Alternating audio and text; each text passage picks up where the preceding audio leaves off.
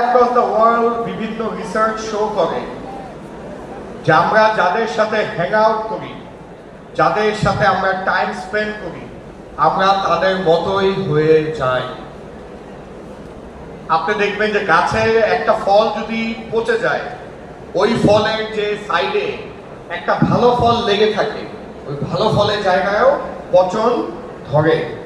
So if you hang out with talented, inspiring, ambitious, good people, you will catch some of their traits.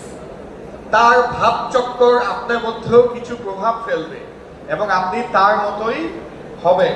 এটা বাদ দিয়ে if you hang out with untalented, unambitious, negative, toxic losers, আপনিও তার মতোই হবেন।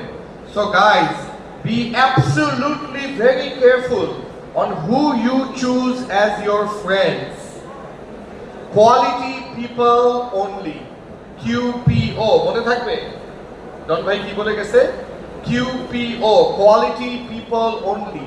QPO না হলে আপনার ওখানে সময় নাই।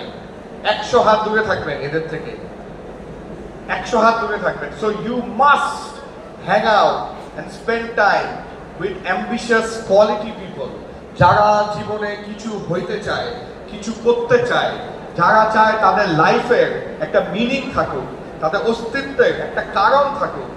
তারা চায় যে তাদের জীবন যেন একটা ব্যাঙের জীবনের মতো না হয়, একটা ব্যাঙ আসলো কি গেল কারো কিছু যায় আসে না, আপনিও আসলো কি গেলেন কারো কিছু যায় আসলো না, এমন যেন না হয়। Your life and your work must mean something. Your presence must leave a dent, a dot in this world. Na hole eta kisher life. Okay? So guys, as a summary,